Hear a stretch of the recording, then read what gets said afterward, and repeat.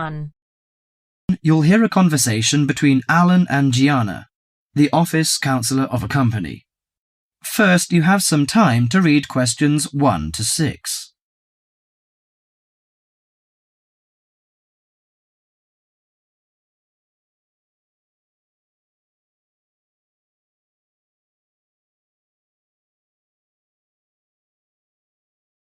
Now listen to the conversation and answer questions 1 to 6. What's up, Gianna? You look like you're in bad shape. Yes, maybe I'll get sick leave from the boss and finally catch up on some sleep. I've barely eaten and slept in days. Those are warning signs of occupational stress. How are things at work? Terrible. After all the layoffs lately, the workload is totally overwhelming for everyone that's left. So I spend every waking moment in the office. I'm kept busy all the time. So you need to take a few minutes break every so often to clear and refresh your mind.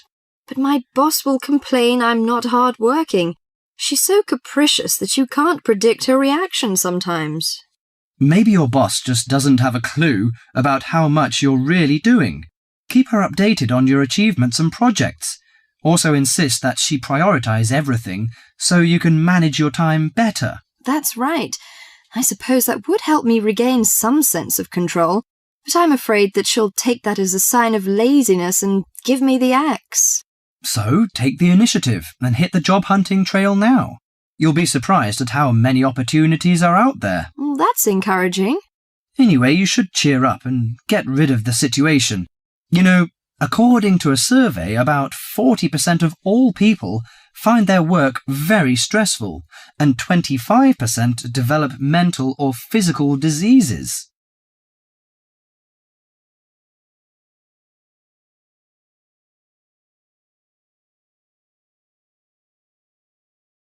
Before you hear the rest of the conversation, you have some time to look at questions 7 to 10.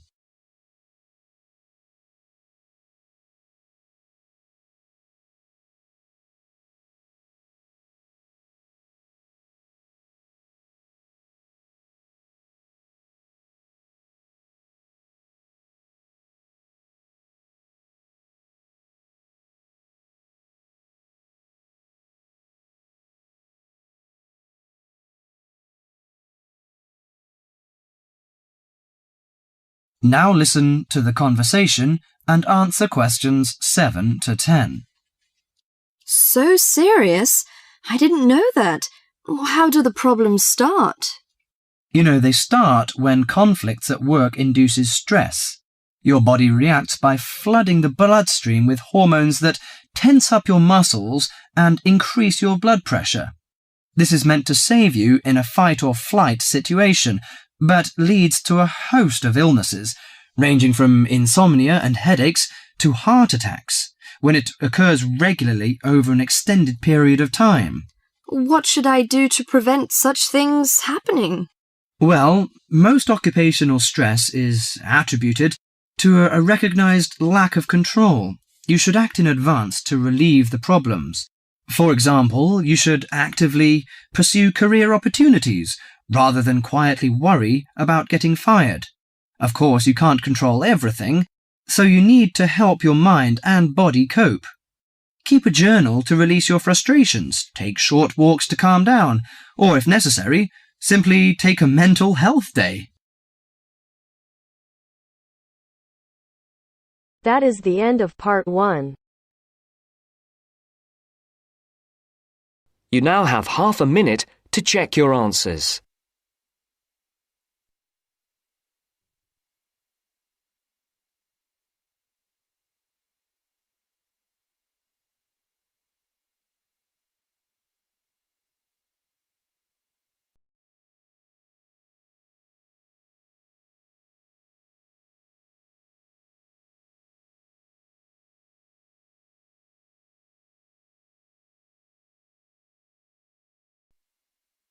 Now turns to part 2.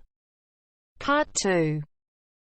You'll hear someone talking to a group of university students. First, you have some time to look at questions 11 to 17.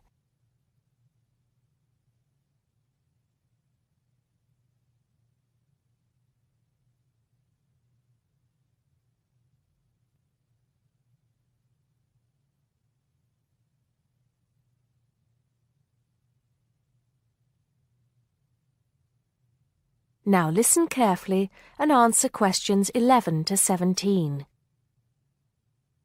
Good morning, everybody, and welcome to Upton University.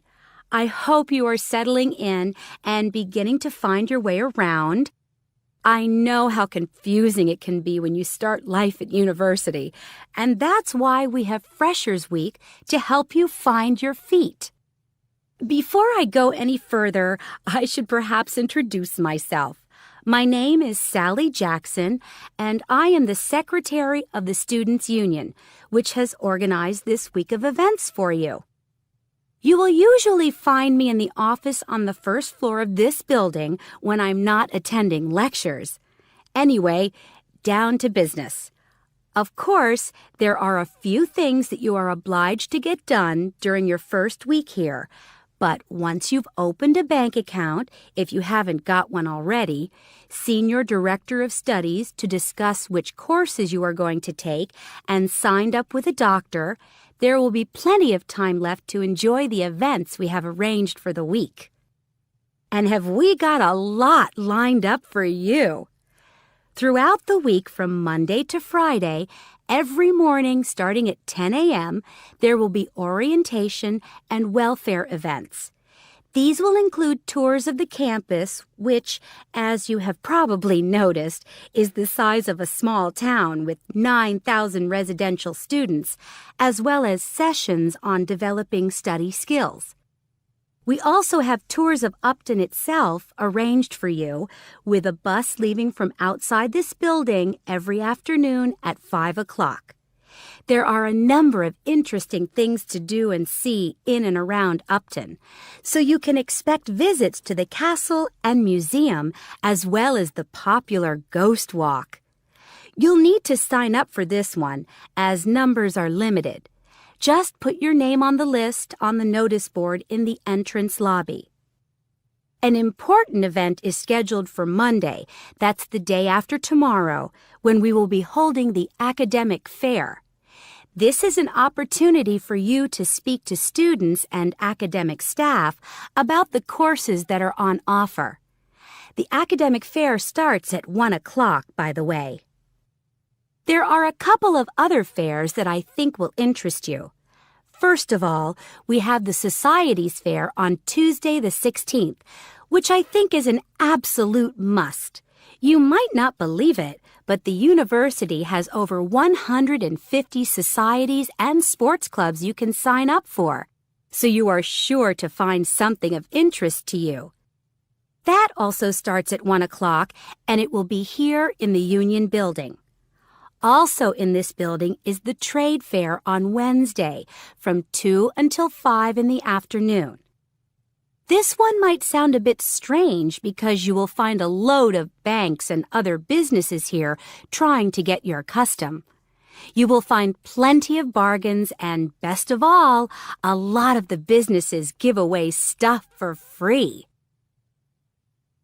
Before you hear the rest of the talk, you have some time to look at questions 18 to 20.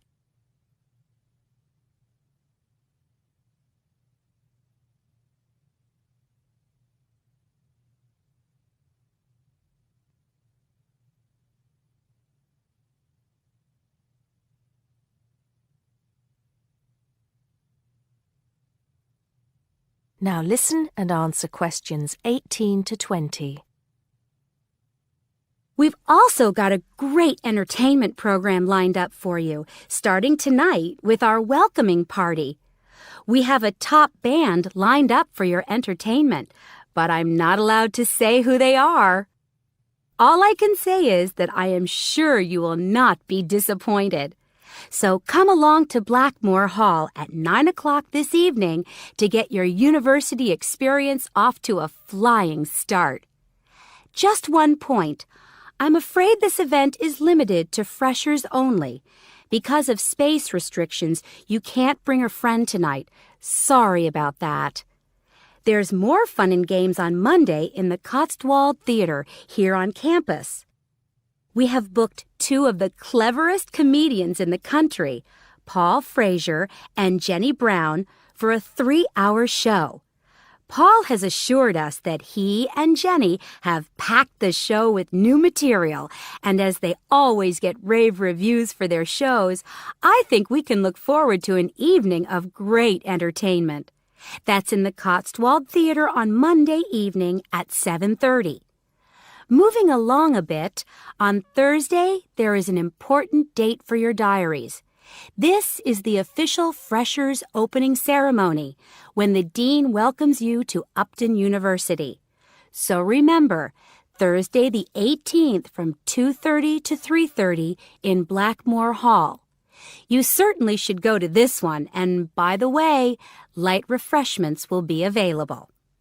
At the end of the week, on Saturday, you have the chance to dress up in your smartest evening wear for the official Freshers' Ball.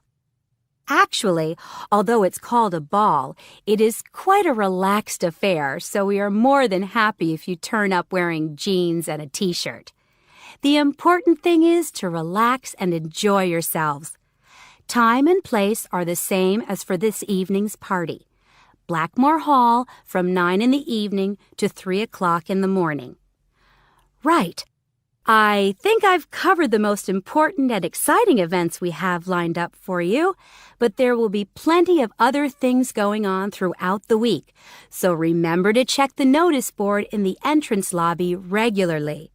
Enjoy the rest of the day, and I look forward to meeting as many of you as possible this evening at the welcoming party. That is the end of part 2.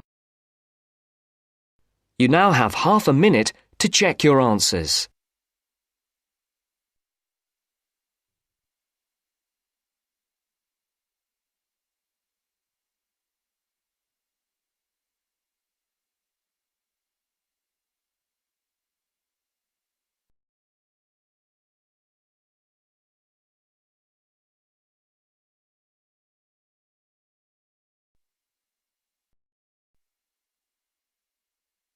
Now turns to part 3. Part 3.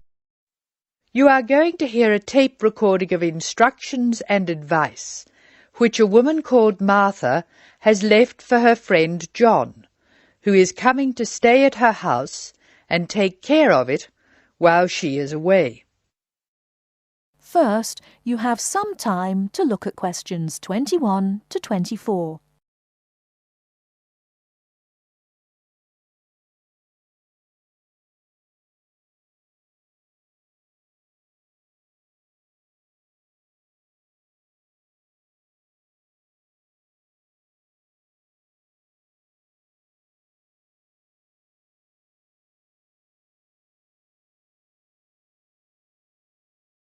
Now, listen carefully and answer questions 21 to 24.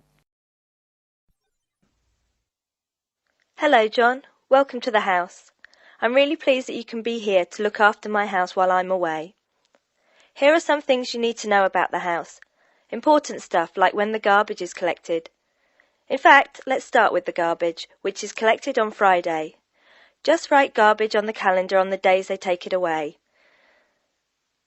Put it out on Friday every week. That'll be Friday 22nd, Friday 29th and Friday 5th. It's a really good service. The trucks are quiet and the service is efficient. The bin will be put back outside the house empty. It's a good idea to put it away quickly. This street can be quite windy. I once watched my next-door neighbour chase her bin the whole length of the street. Every time she nearly caught up with it, it got away again. The waste paper will be collected this Tuesday. That's Tuesday 19th. There's a plastic box full of paper in the front room. Please put it out on Tuesday. The truck will come during the day. If you don't mind collecting old newspapers and other paper and putting them in the box, I'll put it out when I come home. The paper people only come monthly. I have some things to give to charity in a box in the front room. Would you put it out on Monday the 25th, please? It's a box of old clothes and some bed linen which I've collected, plus a few other bits and pieces. Be careful when you pick it up, because it's heavier than you might expect. The charity truck will come by during the day on the last Monday of the month. If you want to use the library, you'll find it on Darling Street. I've left my borrower's card near the telephone. It has a very good local reference section if you want to find out more about this city. I'm sorry to say we don't have a cleaner. Oh yes, filters. Please would you change the filters on the washing machine on the last day of the month, which is Sunday the 31st. We find that the machine works much better if we change the filters regularly. The gas company reads the meter outside the house, so don't worry about that. I think that's all the information about our calendar of events.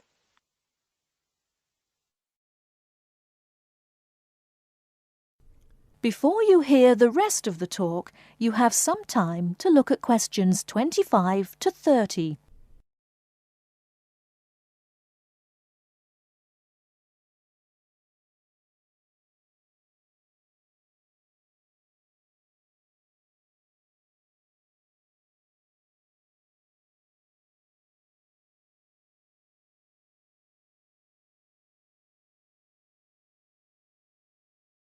Now listen and answer questions 25 to 30.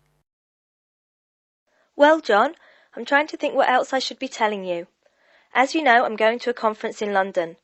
I hope to have a little time to look around. It's a great city. I do hope I manage to get to at least some of the theatres and museums. I'm looking forward to all the things I have to do at the conference too.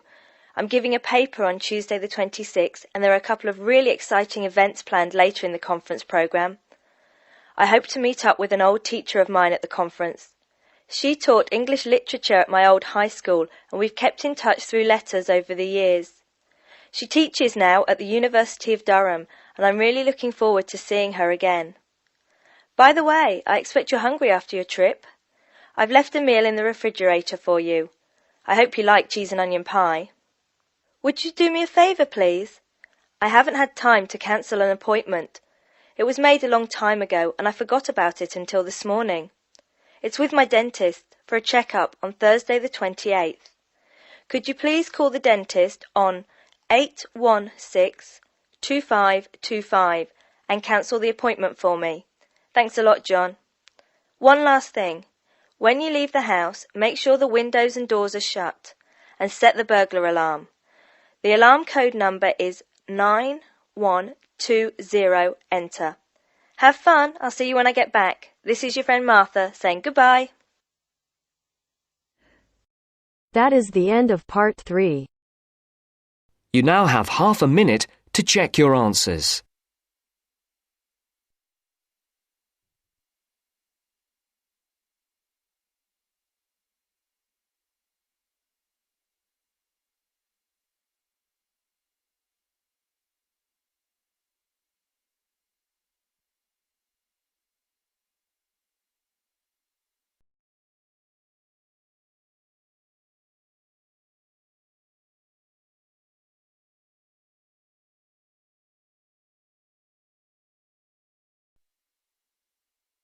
Now turns to part 4. Part 4. You are going to hear a talk given by Jim Allen. He is going to share some of his findings of his research. Now you have some time to look at questions 31 to 40.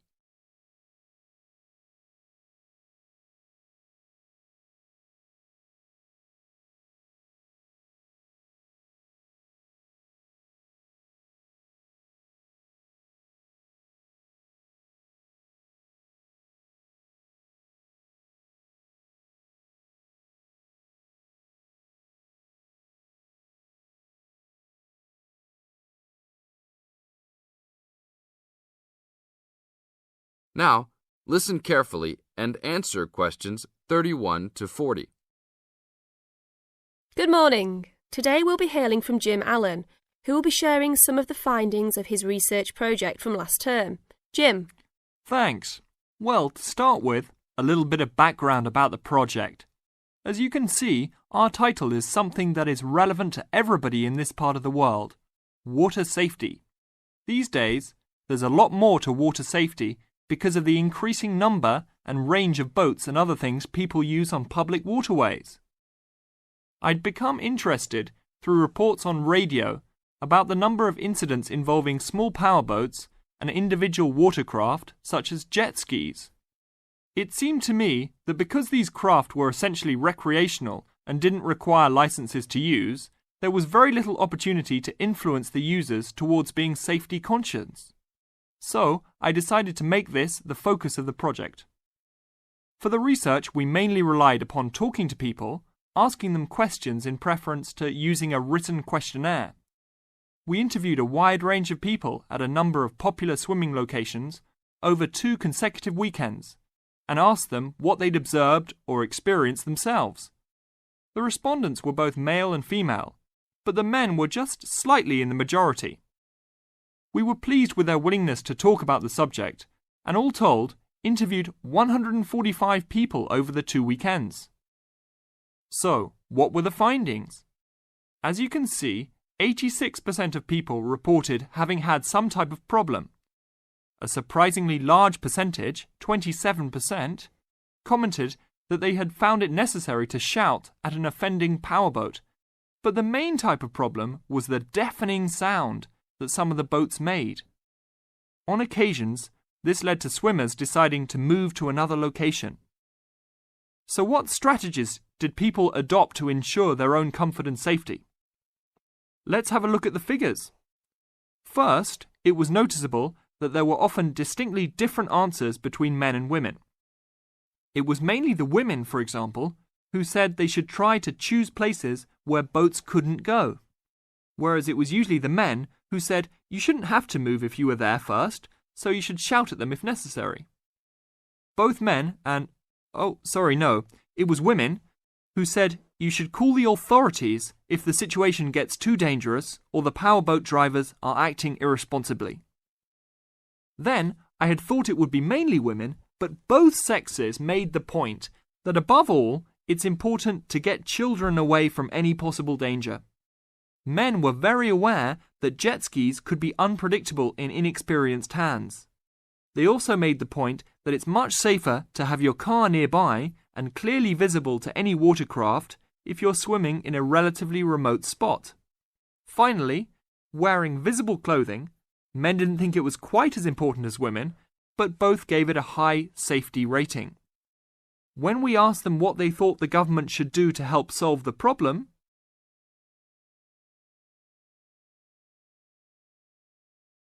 That is the end of part 4.